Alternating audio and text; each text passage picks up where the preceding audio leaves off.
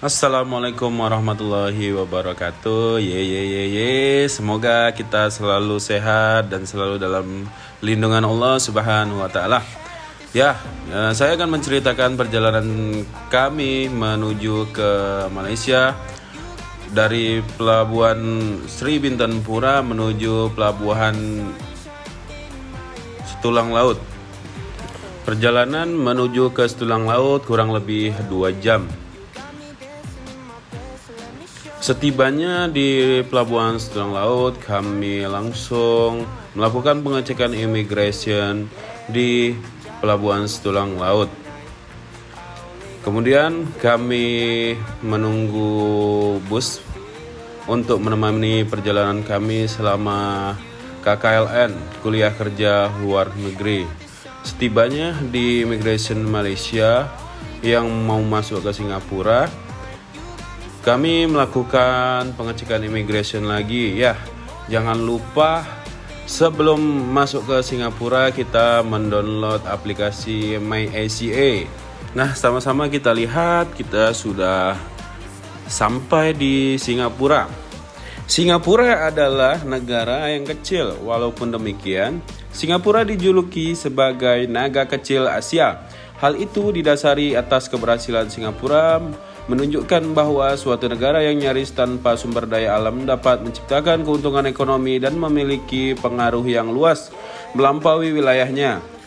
Diakui atau tidak, saat ini Singapura dikenal sebagai negara yang penuh ambisi untuk maju sukses secara ekonomi dan salah satu negara terkaya di dunia. Hal ini merupakan contoh nyata kepada dunia bagaimana sebuah negara kecil yang sangat sukses mengelola negara dan pemerintahannya. Transformasi yang terjadi di Singapura baik itu secara ekonomi dan peningkatan standar pelayanan publik tidak terlepas dari dalam hal ini birokrasi di Singapura dalam mendorong dan mempercepat transformasi tersebut. Dan tidak lupa juga kami mengunjungi tempat bersejarah di Singapura yang bernama Fort Canning Park, Singapura. Merupakan salah satu tempat yang banyak menyimpan sejarah dengan keberadaannya di atas bukit. Bagi kamu sebagai penggemar musik ataupun pencinta alam, maka bisa dengan mengunjungi tempat yang satu ini. Banyak sekali masyarakat yang sekitar menyebutnya dengan Bukit Larangan dengan ketinggian 60 meter di atas permukaan laut. Meskipun ini merupakan bukit yang kecil namun sangat ramai kunjungan. Lokasinya berada di tengah-tengah kota Singapura ini menyimpan banyak sekali cerita sejarah yang sangat panjang. Namun, jika berwisata ke Singapura mungkin rasanya belum lengkap jika tidak mengunjungi atau berfoto dengan latar patung separuh singa, separuh ikan yang ikonis. Nama patung yang menjadi ikon wisata di Singapura adalah Merlion. Patung setinggi 8,6 meter ini salah satunya bisa ditemukan di Merlion Park atau Taman Merlion.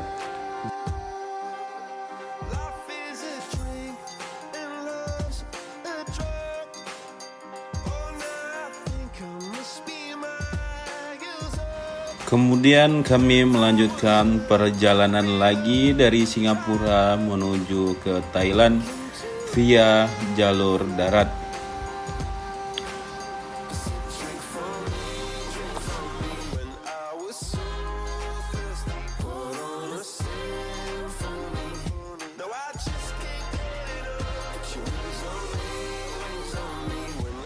Setibanya di Thailand yang berbatasan langsung dengan negara Malaysia ini, kemudian kami melakukan pengecekan imigrasi atau cop paspor.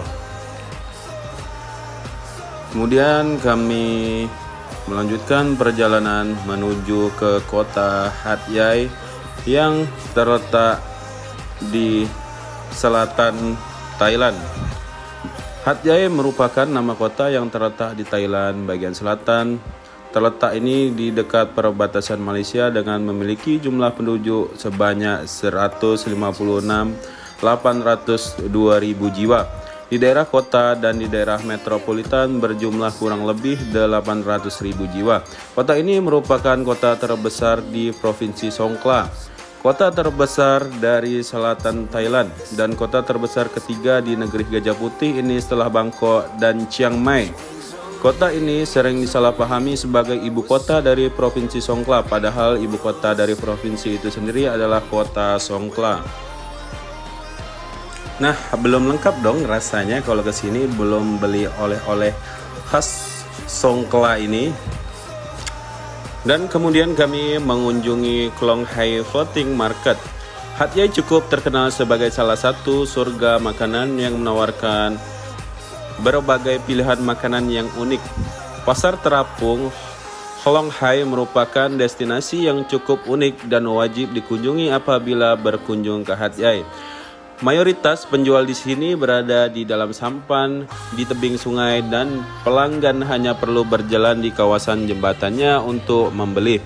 Bukan saja, di dalam sampan malah turut terdapat gerai jualan di kawasan daratannya. Antara yang terlaris di sini adalah minuman yang dijual di dalam bekas tembikar dan bulu.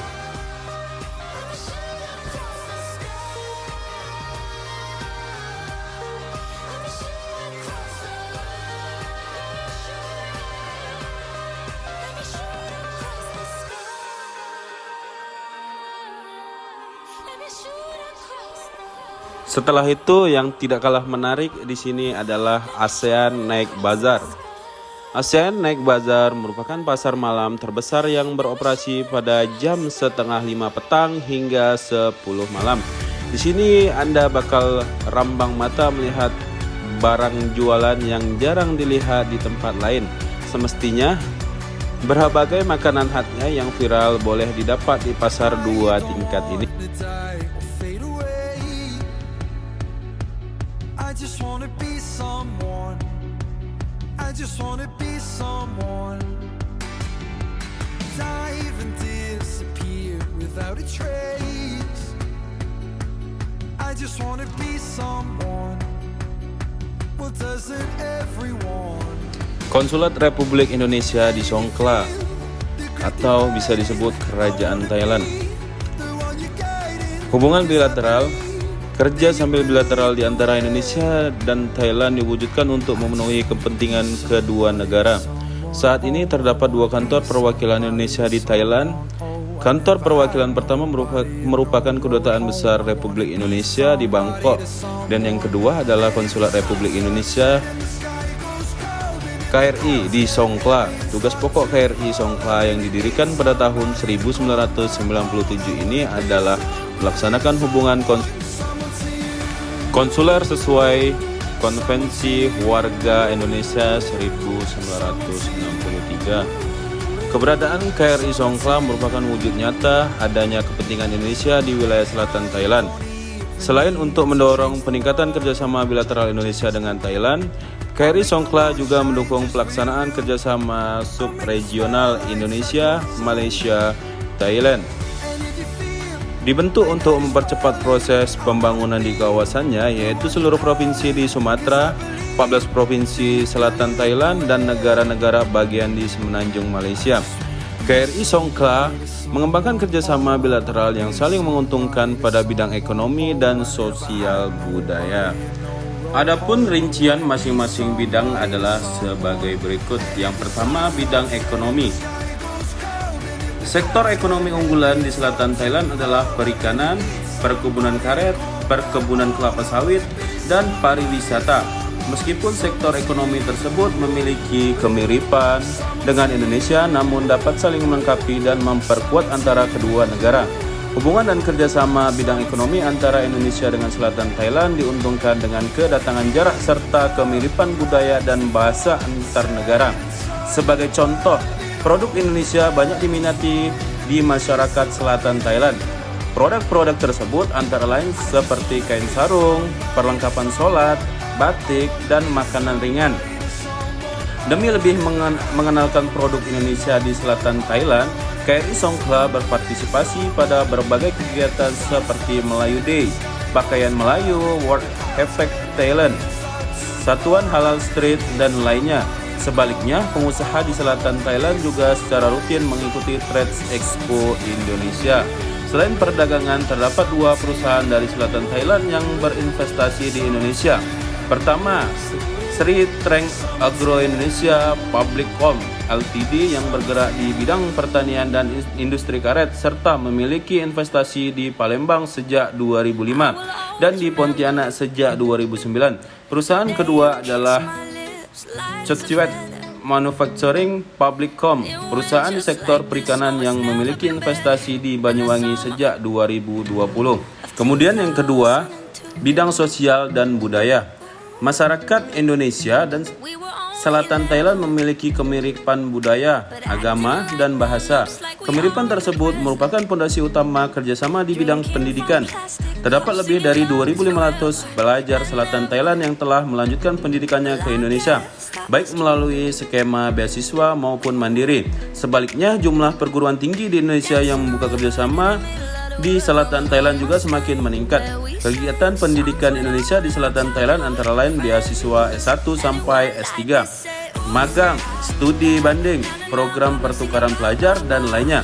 Saat ini terjadi tren peningkatan tenaga mengajar warga negara Indonesia yang bekerja di berbagai institusi pendidikan di selatan Thailand pada tingkat SD, SMP, SMA, dan universitas. Kerjasama pendidikan juga didukung oleh program Merdeka Belajar, Kampus Merdeka atau MBKM yang dirancangkan oleh pemerintah Indonesia dan upaya meraih World Class University dari masing-masing kampus yang disepakati antara institusi pendidikan di Indonesia dan di selatan Thailand juga terus mengalami peningkatan. Setelah selesai semua kunjungan kami di Hat Yai dan di Songkhla, kemudian kami melanjutkan perjalanan menuju Malaysia, yaitu Kuala Lumpur. Tujuan kami pertama di Kuala Lumpur yaitu mengunjungi Genting Highland atau tentang Tanah Tinggi Genting. Genting Highland adalah tempat wisata yang terkenal di Malaysia, bisa disebut dengan Las Vegasnya Malaysia. Genting Highlands berada di daerah pegunungan yang tinggi dengan begitu suhu udara di sini cukup dingin, jadi Anda bisa melakukan kegiatan outdoor tanpa merasa khawatir, merasa kepanasan. Lokasi Genting Highland ini mirip dengan lembang atau puncak. Sementara anak-anak Anda menikmati wahana bermain di taman bermain yang ada di sini. Anda dapat mencoba keberuntungan di Kasino Genting Highland. Terdapat beberapa objek wisata di sekitar Genting Highland, di antaranya Genting Highland Thames Park, Chen Shui Cave Temple, Genting Strawberry Leisure Farm, dan masih banyak lagi.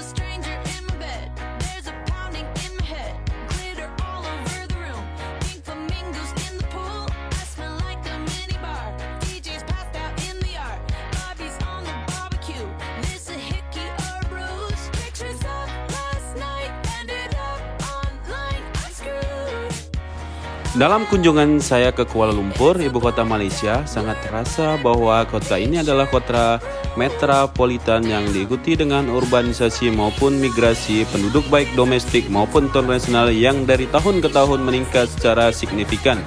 Kemacetan juga dialami oleh kota ini walaupun tak semacet Jakarta, Medan, dan Banda Aceh, ibu kota Provinsi Aceh.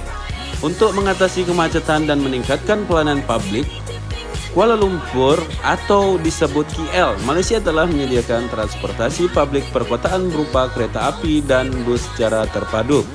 Transportasi publik di KL ini menunjukkan sebuah kemajuan yang luar biasa dengan menggunakan interkoneksi antara bus dan kereta api. Kita bisa menjelajah KL dengan mudah, murah, sangat bagus dan nyaman karena armadanya produk terbaru. Bahkan, bus dan kereta api Metropolitan KL bernama Rapid KL KTM Kereta Tanah Melayu dan LRT telah memiliki teknologi dan kenyamanan yang sangat menyentuh hati masyarakatnya. Itu sebab armada yang saya sebutkan ini amat disukai warga Malaysia termasuk sebagai pendatang. Kereta api perkotaan tersebut juga dilengkapi penunjuk atau peta stasiun, perhatian secara digital di dalam kereta api secara flat screen untuk informasi dan hiburan di setiap gerbongnya. Lebih khusus lagi, dalam rangkaian gerbong kereta terdapat beberapa gerbong khusus wanita untuk memberikan kenyamanan dan keamanan bagi wanita maupun anak-anak. Soal harga tiket, kereta KTM dan bus bisa ditumpangi hanya dengan membayar 1 hingga 2 ringgit Malaysia. Untuk jarak dekat dan menengah, dengan tarif semurah itu, kita bisa mengakses pusat perbelanjaan, mengemol, Mid Valley, KL Sentral, bahkan Surya Mall KLCC yang lebih dikenal dengan Menara Kembar Kuala Lumpur. Selain itu, interkoneksi dengan pusat wisata lainnya juga sangat bagus. Pelayanan transportasi publik yang bagus khususnya di KL merupakan sebuah upaya pembangunan Malaysia yang visioner. Di banyak tempat umum di KL juga terpampang semboyan Datuk Tun Sri Najib Tun Razak yang berbunyi, "Janji ditepati." Semboyan ini sangat tepat sebagai perwujudan komitmen pemimpin terhadap rakyatnya. Saat membaca semboyan ini, saya jadi teringat Aceh. Beberapa banyak janji penguasa yang telah diumbar tapi tak ditepati. Melihat kemajuan yang begitu cepat dalam pembangunan Kuala Lumpur khususnya dalam hal transportasi publik, nyata sekali bahwa KL sudah siap menjadi daerah tujuan wisata utama di Asia, khususnya Asia Tenggara. Kunjungan wisatawan ke KL pun terus meningkat, terutama dari berbagai negara termasuk negara kita Indonesia. Jika kita bandingkan arah pembangunan Malaysia dengan Indonesia, khususnya Provinsi Aceh, terdapat satu kesamaan, yaitu sama-sama mengembangkan sektor pariwisata. Kedua kota ini sama-sama ingin menjadi tujuan wisata yang tersohor. Oleh karena itu, dalam upaya pembangunan dunia pariwisata, saya kemukakan Provinsi Aceh sebagai contoh. Hemat saya, pemerintah Aceh perlu mempersiapkan prasarana pendukung termasuk transportasi publik yang bagus. Transportasi publik yang bagus tidak hanya menjadi modal dalam pengembangan perkotaan tapi juga menjadi solusi alternatif terhadap kelengkapan energi. Akan tetapi sistem manajemen transportasi publik haruslah modern, baik dalam hal pengaturan rute, ketetapan jadwal maupun armadanya, serta keramahan dalam pelayanannya, mulai dari petugas di loket, penjualan tiket, sopir, hingga kernet ataupun kondekturnya.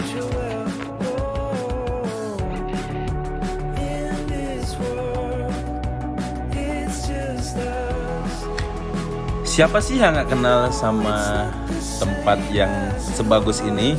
Ya, Putrajaya. Wilayah Putrajaya adalah pusat administrasi pemerintahan federal Malaysia yang menggantikan posisi Kuala Lumpur.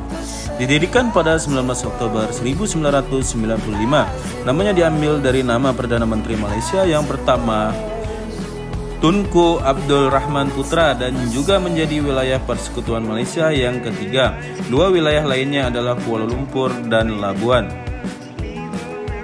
Wilayah Putrajaya sekarang ini diambil dari Selangor sebesar 46 km persegi setelah dilakukan transaksi dengan pemerintah. Selain itu, transaksi ini juga membuat Selangor memiliki dua buah wilayah persekutuan dalam batas-batasnya, yaitu Kuala Lumpur dan Putrajaya.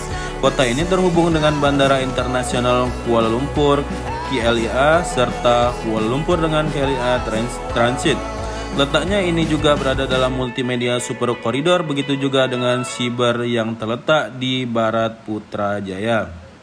Ibu kota Malaysia hingga kini memang masih Kuala Lumpur.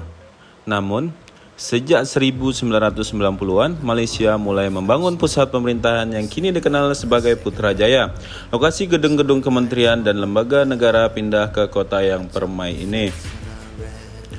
Pemandangan Putrajaya diakui sangat indah dan asri. Gedung-gedung dibangun dengan teratur, banyak ruang hijau dan lalu lintas tidak macet. Kota Putrajaya lantas terasa bagaikan sebuah komplek elit. Di kota ini infrastruktur berdiri dengan desain elegan dan tertata rapi.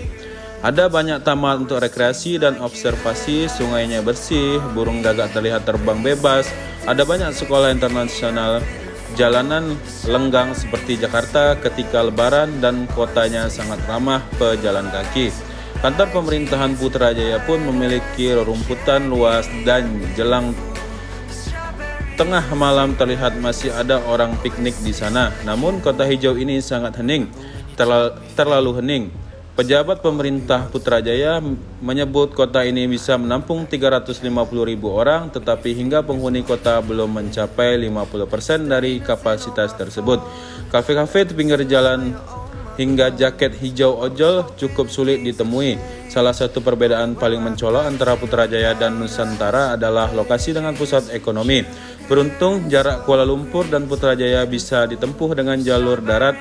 Alhasil warga bisa dengan mudah hangout ke KL. Pihak pemerintah Putrajaya lantas terus berusaha agar banyak orang yang datang, seperti insentif untuk perumahan dan menggelar acara budaya yang meriah seperti Royal Gloria. Dan kemudian saya dan kawan-kawan melakukan kunjungan ke College University Islam Antarbangsa Selangor, atau bisa disebut KUIS. Selangor International Islamic University College atau bisa disebut KUIS didirikan tahun 1995, sebuah universitas swasta yang kepemilikannya berada di tangan Selangor Islamic Religious Council. MAIS didirikan dengan visi memberikan pendidikan yang menekankan pada integrasi pengetahuan. Awalnya KUIS memiliki 60 siswa dan sekarang ada lebih dari 5.000 siswa terdaftar di sini. Alumni KUIS sudah mencapai 5.064 orang, termasuk diantaranya mahasiswa internasional yang berasal dari negara-negara ASEAN dan Afrika, juga Cina. Universitas ini menawarkan program master sarjana, diploma, dan persiapan sarjana. Jurusan yang dimiliki antara lain studi bisnis, akuntansi, perbankan Islam, manajemen sumber daya manusia, teknologi dan informasi, multimedia, jaringan, komunikasi, keperawatan, studi Islam, bahasa, dan pendidikan.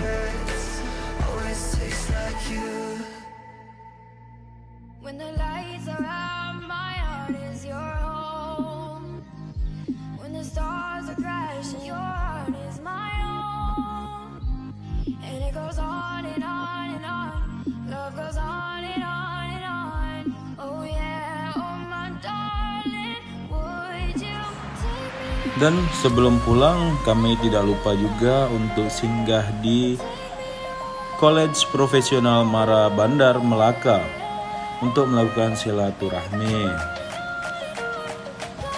Kemudian setelah itu kami melakukan perjalanan menuju ke pelabuhan Setulang Laut untuk melakukan check-in untuk pulang ke Tanjung Pinang. Sekian video dan paparan KKLN saya yang bisa saya sampaikan. Kurang lebihnya saya mohon maaf. Saya akhiri, wabillahi taufiq wal hidayah. Wassalamualaikum warahmatullahi wabarakatuh. Salam sehat untuk kita semua.